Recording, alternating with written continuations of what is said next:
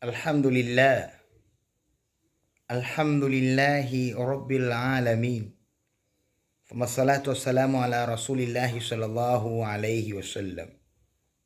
Ikhwani fillah, leo miongoni mwa vitu ambavyo nataka niwape faida ndugu zangu katika imani kuhusiana na suala la subra. Subra ni kitu muhimu sana, kwa sababu maumbile ya mwanadamu alivyoumbwa automatically Allah tabaraka wa taala amekadiria kumpa mitihani kila kukicha. Kwa hiyo anatakiwa awe ni mtu ambaye ana subra sana katika maisha. Sasa Allah tabaraka wa taala akisikia mwanadamu au akiona mwanadamu anavumilia ile mitihani anayopewa, amemwandalia malipo makubwa. Na ndio utakuta mitume alayhimus salatu wassalam walipata mitihani, lakini kadhalika na mwanadamu mwingine wa kawaida ambaye si mtume naye anapitia mitihani. Inna Allaha idha ahabba abdan ibtalahu, Mwenyezi Mungu akimpenda mtu anampa mitihani kwa lengo tu kwamba liyasma tadharruahu, ili asikie ananyenyekea vipi ile mitihani ambayo amepewa, au atakufuru. Subira ni kitu kikubwa sana, ni kitu ambacho kigumu, lakini ndio maana mwanachuoni mmoja akasema as-sabru sabaru awwaluha amaru khawatimuha adhaqu min al-asal.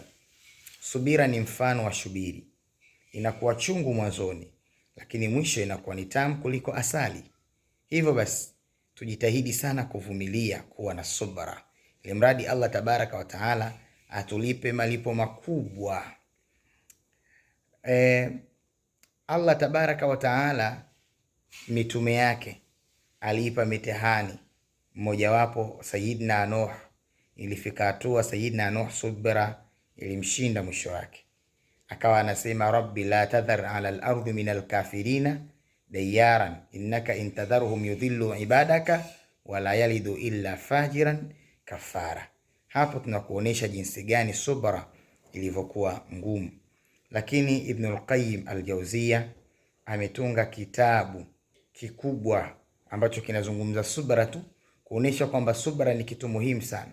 Nabii Allah Musa pia vile vile subra ilimshinda katika matukio ambayo alikuwa anayapitia kwa mwalimu wake Hidhri. Sayyidina Muhammad sallallahu alaihi wasallam na yeye pia vile vile katika subra kidogo, kuna baadhi ya maeneo alikuwa anateleza kiubinadamu. Kwa hiyo ndugu zangu katika imani, Allah huwa anapenda sana amuone mwanadamu anavumilia katika mitihani ambayo anapewa. Na katika maisha lazima kuna kipindi utakuwa na mitihani, kuna kipindi maisha yatakuwa yanakwenda sawa. Al-Imamu Shafi'i anasema, moja ya kauli zake, ad-dahru yaumani dha kadrin wa dha safu wal aishu aishani dha amnin wa dha khatar. Kwa hiyo kuna kipindi anakuwa yako sawa, kuna kipindi mitihani. Kile kipindi ambacho unapata mitihani, Mwenyezi Mungu anakuonja, anakupima, ili mradi akuone utanyenyekea vipi. Wala nabluwannakum bi shay'in min al-khawfi wal-ju'i wa naqsin min al-amwali wal-anfusi wath-thamarati wa bashiri sabirina. Allah anasema wape bishara wenye subra, alladhina idha asabatuhum musiba qalu inna lillahi wa inna ilayhi raji'un. Katika sura nyingine, sura Muhammad, anasema wala nabluwannakum hatta na'lama al-mujahidina minkum. Allah anasema hivyo. Ndugu zangu katika imani, ukizungumza jambo la subra unazungumza kitu kikubwa sana. Al-Imamu Ali karramallahu wajhahu ana maneno yake, anasema as-sabru markabun la takbu. Kwa hiyo nawahusia sana subra, lakini subra kwa kuwa ni kitu kigumu, basi ndugu zangu katika imani tupambane ili mradi tuwe na subra.